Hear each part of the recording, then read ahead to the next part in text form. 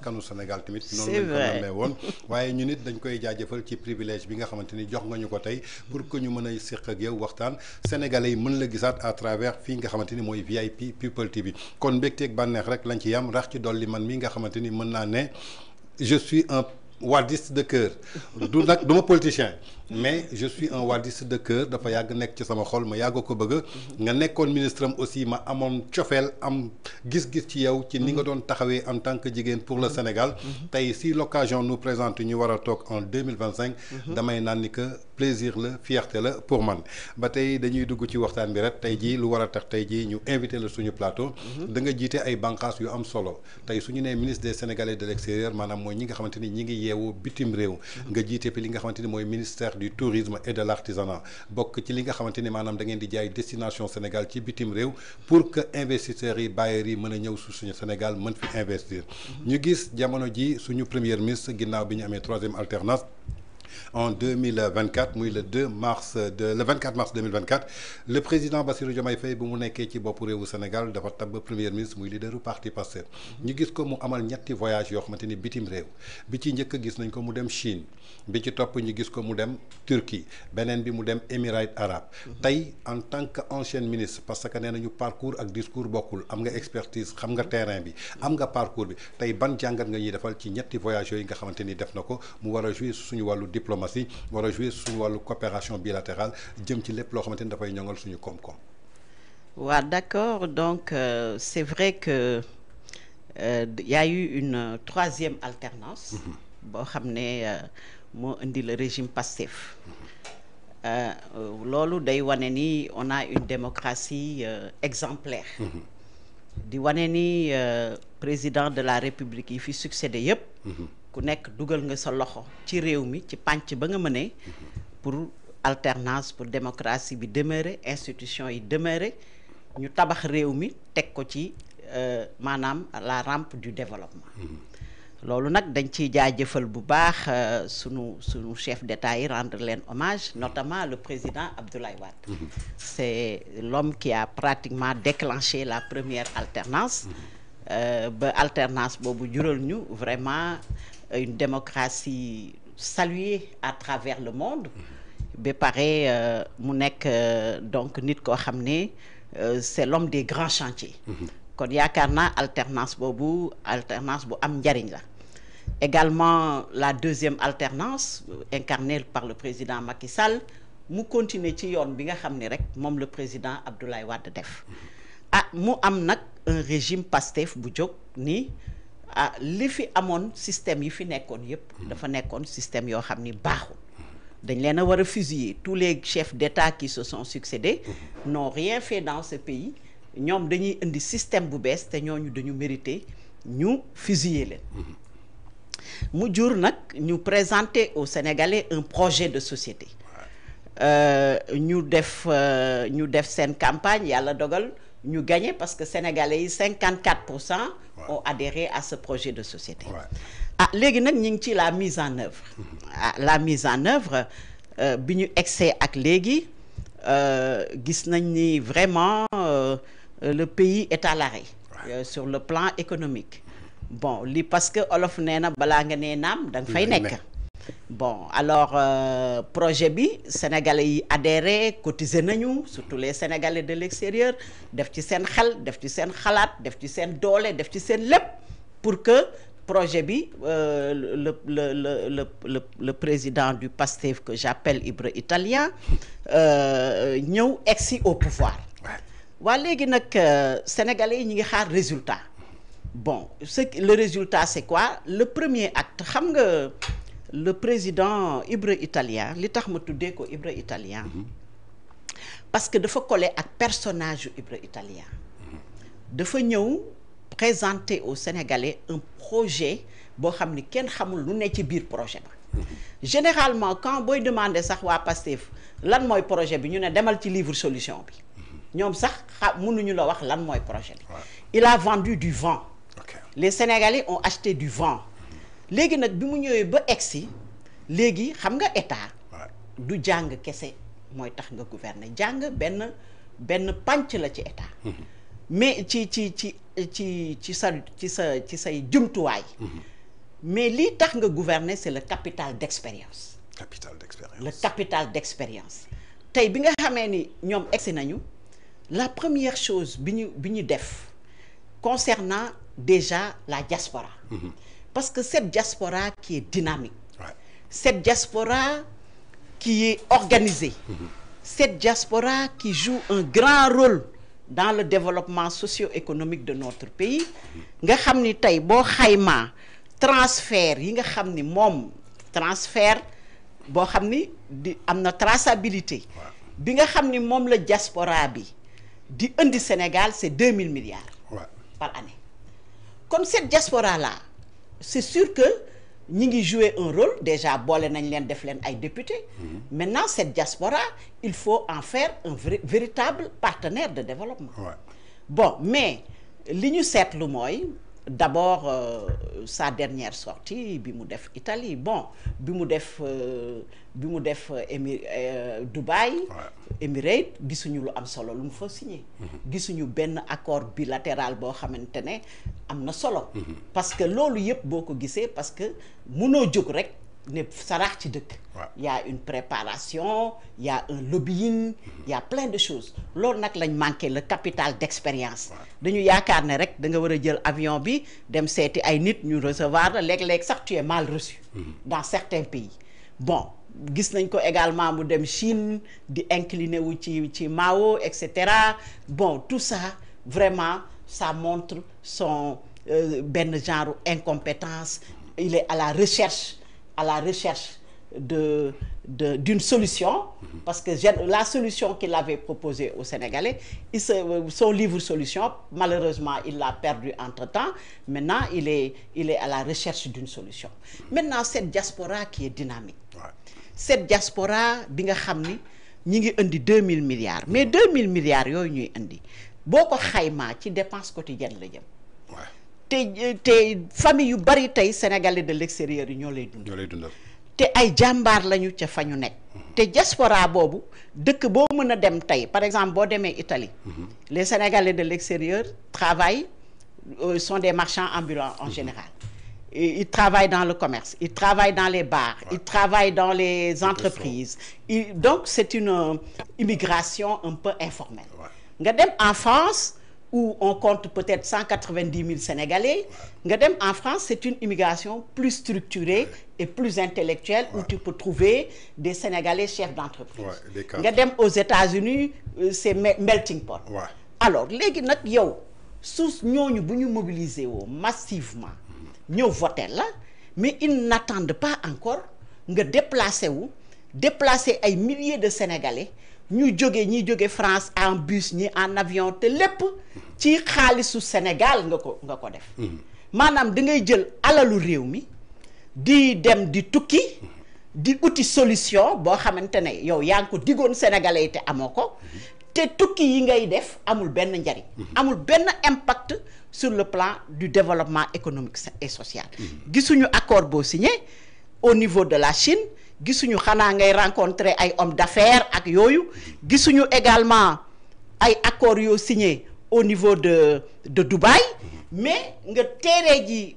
Italie pour demander aux Sénégalais parce que su fekkoon ne am nga fonds bu la gunge kon doo dem ci Sénégalais yi naan leen ñëw leen bokk ci appel diaspora bond xawma patriote bond. C'est même inélégant.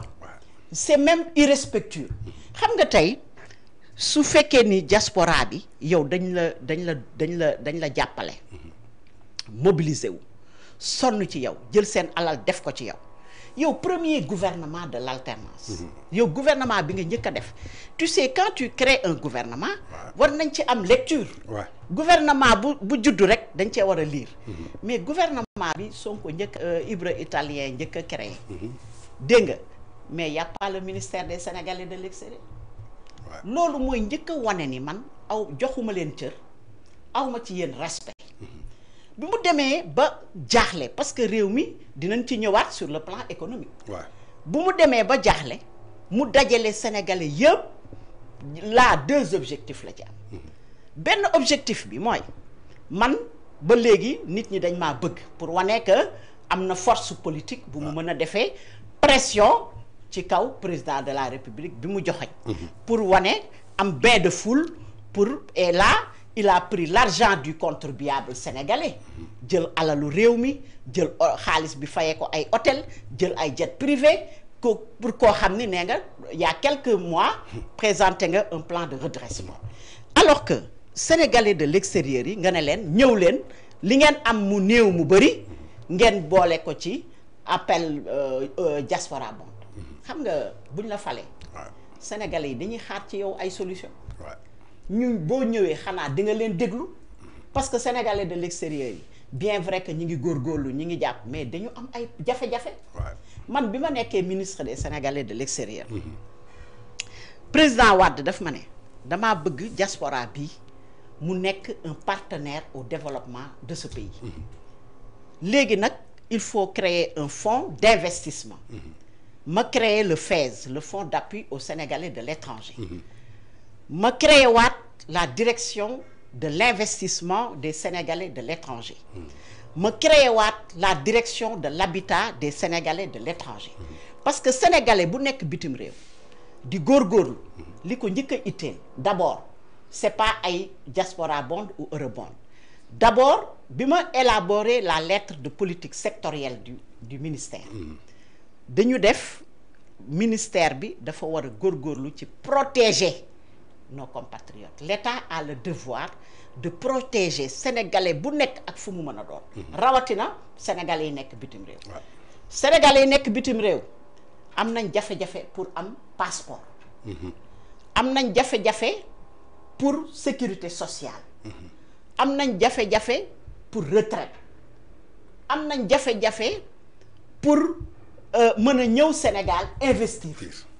léegi nag ñun bi ñu créer le FAISE créer loolu yëpp d'abord un Sénégalais de l'extérieur un toit loolu mooy programme bi ñu njëkk a def dégager ay terrain pour Sénégalais bu nekk extérieur xelam mën a dal mu am fi kër xelam mën a dal te yaakaar naa loolu président Wade ak man mi développé nañ ci ay programme yu am solo li ci tege mooy la protection sociale des Sénégalais de l'extérieur la protection sociale xam nga tey mon frère Tange da ngay gis ni Sénégalais de l'extérieur day liggéey pendant surtout en Italie dafay liggéey pendant 10 ans ou nekk di liggéey ba retraite day cotiser sécurité sociale pour sa famille rester ici au Sénégal mais est-ce que xam nga ni l'argent là que les Sénégalais cotisent à l'étranger c'est pas reversé à leur famille pourquoi parce qu'il y a pas de convention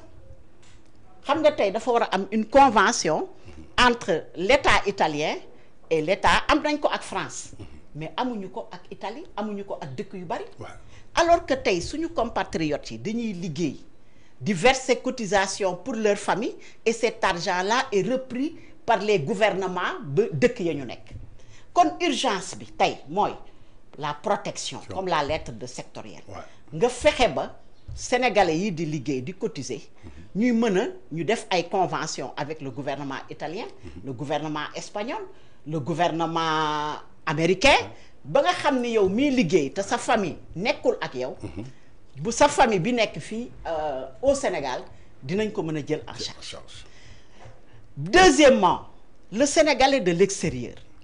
tey pour am passeport da ngay gis yenn dëkk yoo xam ne comme en Espagne île la ay île dañuy def ay kilomètres pour am passeport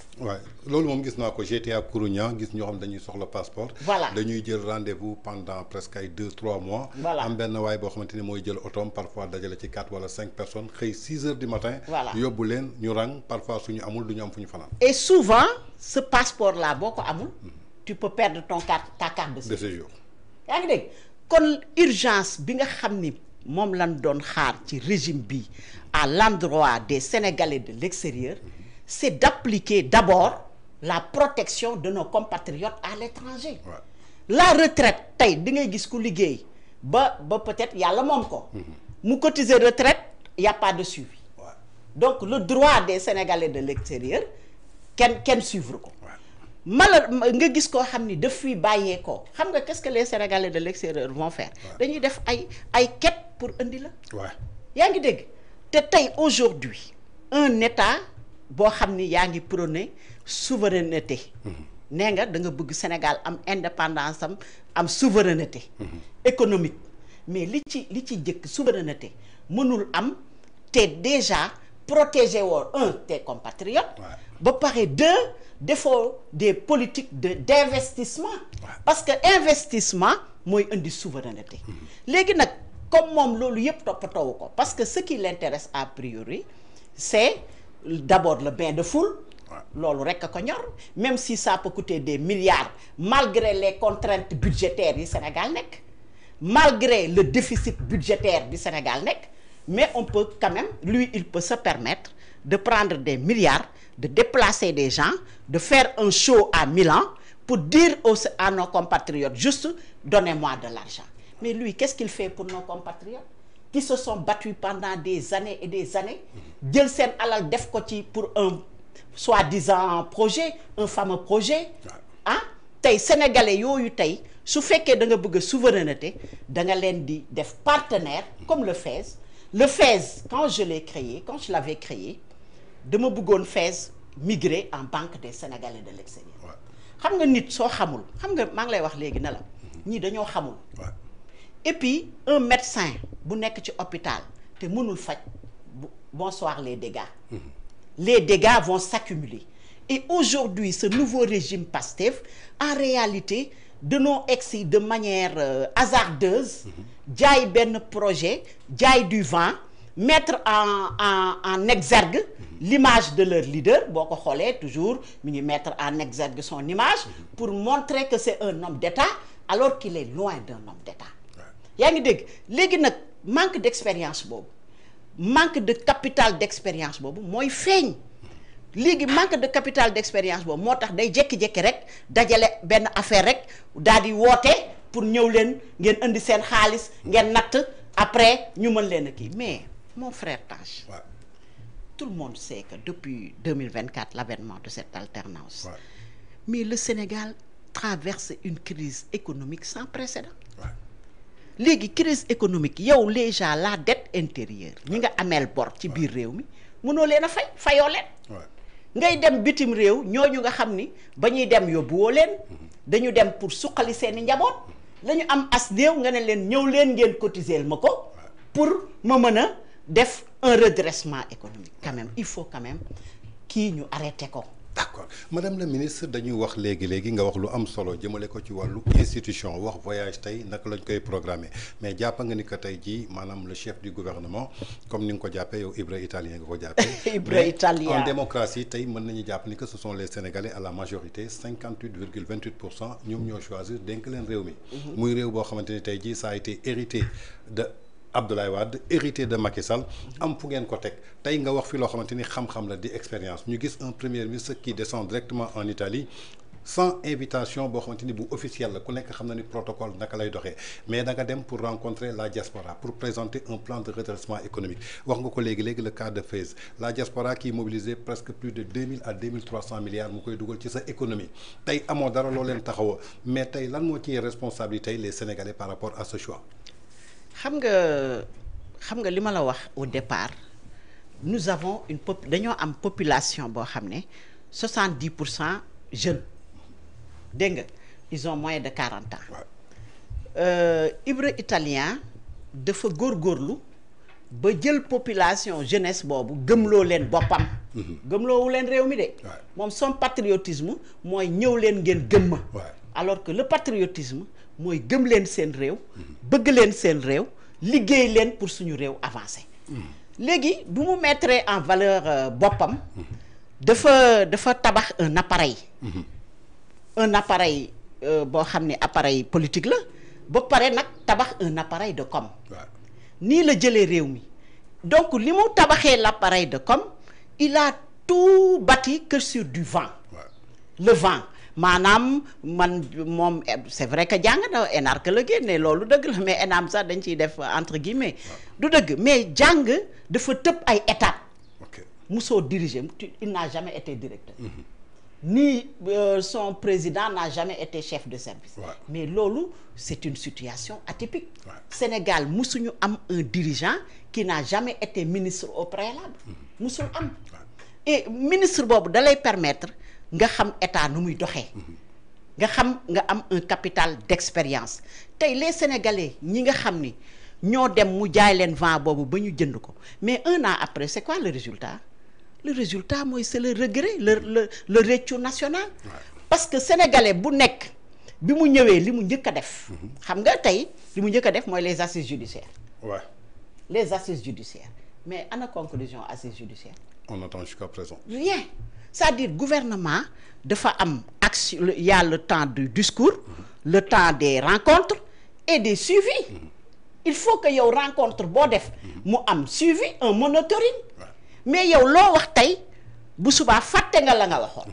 Loo def tey dajale ñëpp assise. Le président de la République avait donné l'engagement génn ci conseil supérieur de la magistrature. Dégg nga parce que nee na dafa bëgg rendre la justice indépendante. waaw mais loolu dañ ko saluer. mais ba mu demee ba ci biir daf cee génnaat. kon ñoom lañu lépp la ñu diggee woon. lu bari la ñu diggee woon lépp bokk li ma gis. mooy dañ ciy génn ndànk-ndànk. naan dafay bañ mu nekk la république des juges. mais yow ba nga koy wax xamoon nga lool. jëloon na engagement ni moom day nekk un président boo xam ne il s'éloigne des décisions de justice. mais c'est le contraire bi ñu defee ndaje boobu dajale ñëpp ñuy waxtaan di def ay séminaire ba tey amul benn décision ni projet de loi ni réforme boo xam ni tey teg nañ ko ci loxo nit ñi. kon loolu ce n'est que du vent.